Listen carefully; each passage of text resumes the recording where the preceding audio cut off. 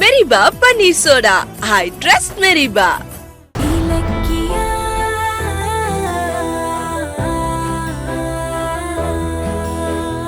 எதுக்கு தனியா கூட்டிட்டு வந்தேன்னு பாக்குறியா?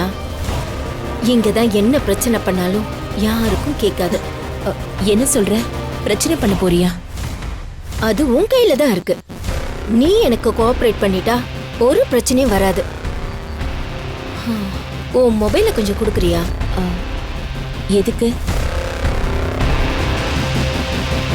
கொடு சொல்றேன். எதுக்காக கேக்குறீங்க? நீ ஒரு போட்டோவை காட்டி என் புருஷனை மிரட்டினியே, அந்த போட்டோவை நானும் பார்க்கணும். கொடு. கொடுன்னு சொன்ன. எஸ்எஸ்கே அந்த போட்டோவை பார்த்து பயப்படுற அளவுக்கு அந்த போட்டோல என்ன இருக்கு அதை தெரிஞ்சுக்கணும் தான் நான் உனக்கு வர சொன்னேன். இதாச்சே, நீ என் போனை கொடு. அமைதியா இருந்தா நானே பார்த்துட்டு கொடுத்துருவேன். பாஸ்வேர்ட் சொல்லு. அடுத்தவங்க போனை பார்க்க கூடாதுங்கிற நாகரிகம் கூட உனக்கு தெரியாதா? போனை கொடு தாட்சாயினி. ஏய், போட்டோவை காட்டி அடுத்தவங்கள மிரட்டுறது மட்டும் நாகரிகமா? பாஸ்வேர்ட சொல்லு. முடியாது. இங்க பாரு, என்ன டென்ஷன் பண்ணாத. நீயும் இலக்கியாவும் எந்த போட்டோவை காமிச்சு எஸ்எஸ்கேவை மிரட்டினீங்கன்னு எனக்கு தெரியணும். அதுக்கு ஏன் போனை கேக்குற? அது என்ன போட்டோன்னு உன் புருஷகிட்டே கேட்க வேண்டியதானே? அது அவர் பண்ண கொலைய நீ ஆதாரமாக்கின போட்டோங்கிறாரு. அப்புறம் என்ன, உனக்கு தான் பதில் கிடைச்சிருச்சே. இல்ல, அவர் சொல்றதுல எனக்கு நம்பிக்கை இல்ல. அந்த போட்டோல என்ன இருக்கு நான் பார்த்தே ஆகணும். பாஸ்வேர்ட சொல்லு. இங்க பாரு, தேவையில்லாம பிரச்சனை பண்ணிட்டு இருக்காத. அந்த போட்டோல என்ன இருக்குன்னு உன்கிட்ட சொல்ல வேண்டிய அவசியம் எனக்கு கிடையாது. போனை கொடு. ரேவதி, நீ என் உயிரை காப்பாத்தினவளாச்சேன்னு தான் பொறுமையா பேசிட்டு இருக்க. இல்லனா கொலைகாரி ஆயிடுவேன். அந்த போட்டோவை பார்த்தா நீ நிஜமாவே கொலைகாரியா தான் ஆவ. என்ன சொல்ற? உண்மையதான் சொல்றேன். என்கிட்ட இருக்க போட்டோ நீ பார்த்தா உன் கையால அநியாயமா ஒரு உயிர் போயிடும். அப்ப அந்த போட்டோவை நான் பார்த்தே ஆகணும். பாஸ்வேர்டு சொல்லு. சொல்லு. ஏய், குடு ரேவதி. ஏய், என்ன பொம்பளை நீ? உன் புருஷன் இன்னும் 6 மாசத்துல சாக போறான். அத பத்தி கவலைப்படாம போட்டோவை கேட்டு அலைஞ்சிட்டு இருக்க. என்னது? எஸ்எஸ்கே எதுக்கு சாகுறாரு? ஏன், உனக்கு விஷயம் தெரியாதா? இல்ல, நீ சொல்றது உண்மையா? ஓ, அவருக்கு வந்திருக்க வியாதிய பத்தி கூட உன்கிட்ட சொல்லலையா? நான் கூட ஏதோ அத பத்தி பேசதான் கூப்பிட்டேன்னு நினைச்சேன்.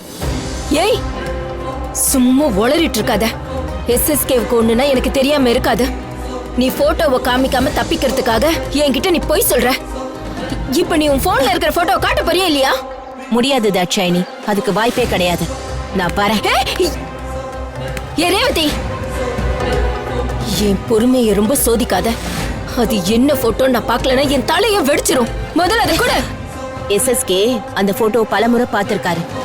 அவர்கிட்ட கேட்டா டீட்டெயிலா சொல்லுவாரு. கேட்டு தெரிஞ்சுக்கோ. ஹே ரேவதி, நீ என்ன வேணாலும் கேளு தரேன். ஆனா போட்டோவை மட்டும் காட்டிடு. அந்த போட்டோவை கண்டிப்பா காட்டதான் போறேன். ஆனா இப்ப காட்ட முடியாது. அதுக்கு ஒரு நேரம் வரும், அப்ப காட்டுறேன். ஏய், நில்லு நில்லு ரேவதி.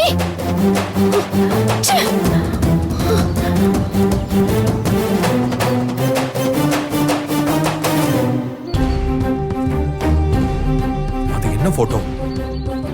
தாட்சாயினி அவ்வளோ கேட்டோம், ரேவதிமா ஏன் அதை காமிக்கல? கண்டுபிடிப்போம்.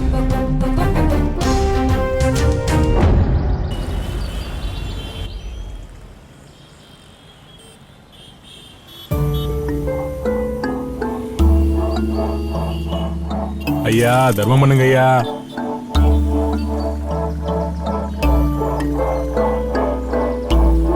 இந்தாப்பா வச்சுக்க, சாப்பிடு. வச்சுக்க.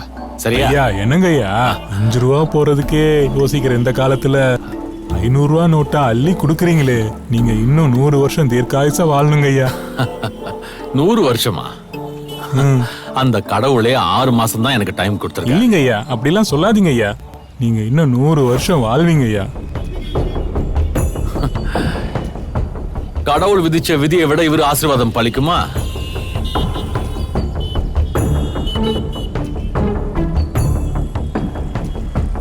வா இலக்கியா.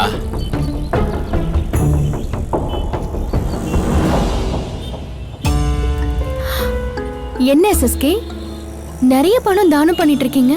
சாவுல இருந்து என்ன காப்பாத்த முடியாத இந்த பணத்தை இனி நான் வச்சுக்கிட்டு என்ன பண்ண போறேம்மா? பாத்தியம்மா என் நிலைமைய. என் நேரமும் உன்னையும் கௌதமையும் அழிக்கிறதுக்கு பிளான் பண்ணிக்கிட்டே இருந்தேன். இப்ப இந்த நோய் என்ன சீக்கிரமா அழிக்காம இருக்க இந்த வியாதிக்கு மருந்து வாங்கி சாப்பிட்டுட்டு இருக்கேன். பிசினஸ்ல கௌதம் என்ன தோக்கடிச்சிட்டானேன்னு கோவத்துல நான் அவனை காலி பண்ண நினைச்சது உண்மைதான். ஆனா இப்ப நினைக்கும் போது திறமசாலியான கௌதம் ஜெயிச்சது சரிதானே? நான் தான் ஆணவத்துல ஆடிட்டேன். கௌதமோட வேகமும் ஸ்மார்ட் ஒர்க்கும் அப்படியே என்ன ஜெராக்ஸ் எடுத்த மாதிரியே இருந்துச்சு. எனக்கு அவன் மகனா இருந்திருக்க கூடாதான்னு இப்ப எனக்கு ஒரு ஏக்கம் கூட இருக்கு. கௌதம் உங்க மகன் தான் எஸ்எஸ்கே. ஆனா உங்க தப்பான புத்தியால அவரை இழந்துட்டு இப்போ யாருன்னே தெரியாம ஏங்கிட்டு இருக்கீங்க. கௌதம்க்கு எல்லா கஷ்டத்தையும் கொடுத்துட்டு இப்ப நீங்க இப்படி யோசிச்சு என்ன பண்றது? நியாயம்தான். ஆனா கௌதம் அழிக்க நினைச்சது நான் இல்ல. நீங்க இல்லையா? என்ன காமெடி பண்ணிட்டு இருக்கீங்க? அப்ப வேற யாரு கௌதம் அழிக்க பார்த்தா? இலக்கியா, நான் சொல்றத நம்பு. எனக்கு அந்த கௌதம் மேல இருந்தது வெறும் கோவம் தான். ஆனா தாட்சாயினி தான் அவனை அழிச்சே ஆகணும்னு என்கிட்ட சொல்லிட்டா. அவ பேச்ச கேட்கறத தவிர எனக்கு வேற வழியே இல்லையே. நீங்களும் ரேவதி அம்மாவும் ஒன்னா இருக்கிற போட்டோ விஷயத்துல நீங்க தாட்சாயினிக்கு பயந்தது உண்மைதான். ஆனா அதுக்காக எல்லா விஷயத்திலயும் அவங்க கிட்ட நீங்க பயப்படுற மாதிரி சொல்றத என்னால கொஞ்சம் கூட நம்ப முடியல. ஐயோ, வெளி உலகத்துக்கு தான் நான் எஸ்எஸ்கேங்கிற கம்பீரத்தோட இருக்கிறேன். ஆனா வீட்டுக்குள்ள தாட்சாயினிக்கு அடிமைதான். நீ இன்னும் நம்பலல்ல? இது வரைக்கும் யார்கிட்டயும் சொல்லாத விஷயத்த நான் உன்கிட்ட சொல்றேன். நானும் தாட்சாயினியும் ஒரு நாள் கூட புருஷன் பொண்டாட்டியா வாழ்ந்ததே கிடையாது. ஆமா, நான் தாட்சாயினியோட அப்பா கிட்ட வேலை செய்யும் போது தாட்சாயினி யார்கிட்டயோ ஏமாந்து கர்ப்பம் ஆயிட்டா. அவங்க அப்பா தன்னோட பேரு கட்டக்கூடாதுன்னு அவளை என்ன கல்யாணம் பண்ணிக்க சொல்லி என்கிட்ட கெஞ்சினாரு. அந்த சமயம் பணத்துக்கும் வசதியான வாழ்க்கைக்கும் ஆசைப்பட்டு தாட்சாயினியை நான் கல்யாணம் பண்ணிக்கிட்டேன். லண்டன்ல படிக்கிறதா நான் கேள்விப்பட்ட உங்க பொண்ணு அது ஏன் பொண்ணு இல்ல, தாட்சாயினியோட பொண்ணு. தாட்சாயினி ஒரு ராட்சசி. அவ என்ன ஒரு மனுஷனாவே மதிக்க மாட்டா. என் வாழ்க்கையில ரேவதி இருக்கிறது தெரிஞ்சா என்ன கொன்னே போட்டுருவா. அந்த பயத்துலதான் ரேவதியை நான் கொல்ல பார்த்தேன். நீங்க சொல்றது நம்பலாமா வேண்டாமான்னு தெரியல. இதெல்லாம் உண்மையா? உண்மைன்னு அந்த கடவுளுக்கு தெரிஞ்சதால தானே இவ்வளவு பெரிய நோயை எனக்கு தண்டனையா கொடுத்திருக்காரு. அந்த ரவுடிங்க அடிச்சப்பவே நான் சாக வேண்டியது. நீயும் ரேவதியும் தான் என் சாவ இன்னும் 6 மாசத்துக்கு தள்ளி போட்டிருக்கீங்க. அந்த நன்றிக்காக அன்னைக்கே நான் ரேவதி கால்ல விழுந்துட்டேன். நீ வயசுல சின்னவளா இருக்க, இல்லன்னா உன் காலையும் நான் விழுந்திருப்பேன். இத்தனை வருஷமா தாட்சாயினியோட ஒரு போலி வாழ்க்கையை வாழ்ந்துட்டேன். இனி மிச்சம் இருக்கிற இந்த 6 மாசத்தையாவது ரேவதியோட உண்மையா நான் வாழணும்னு ஆசைப்படுறேன். அதுக்கு நீ தான் உதவி பண்ணணும். என்ன நீங்க என்ன பண்ண சொல்றீங்க? இது விஷயமா ரேவதியை கோயில்ல பார்த்து பேசினேன். ஆனா அவ இன்னும் பதில் சொல்லல. நீ அவகிட்ட பேசி கொஞ்சம் சம்மதிக்க வைய ப்ளீஸ். இலக்கியா, சாக போறவனோட கடைசி ஆசைய நீ தான் நிறைவேற்றி வைக்கணும். செய்வியா? இதுல என்னோட முடிவு எதுவுமே இல்ல. ரேவதி அம்மா தான் இதை முடிவு பண்ணணும். நான் வரேன். இலக்கியா, எந்த முடிவா இருந்தாலும் நான் முடியறதுக்குள்ள எடுத்துருங்க.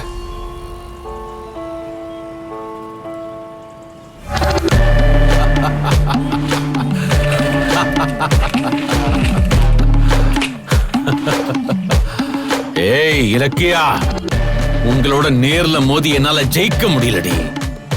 அதான் நான் சாக போறேங்கிற தந்திரத்தை கையில எடுத்துக்கிட்டு வா மூலமா அந்த ரேவதிக்கு கல்யாண ஆசை காட்டி அவளை சம்மதிக்க வச்சு அவளோட புள்ளைய நான் கண்டுபிடிப்பேன்.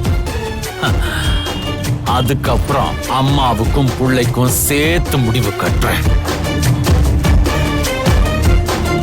டேய் பெருசு வா. ஐயா, நடிச்சது போதும், கொடு. இந்தா உன் பேமெண்ட் சரியா? சரிங்க ஐயா, ரொம்ப நன்றிங்க ஐயா. இந்த வீடியோ உங்களுக்கு பிடிச்சிருந்தா லைக் பண்ணுங்க, கமெண்ட் பண்ணுங்க அண்ட் ஷேர் பண்ணுங்க. மறக்காம சரிகமா டிவி ஷோஸ் தமிழை சப்ஸ்கிரைப் பண்ணுங்க.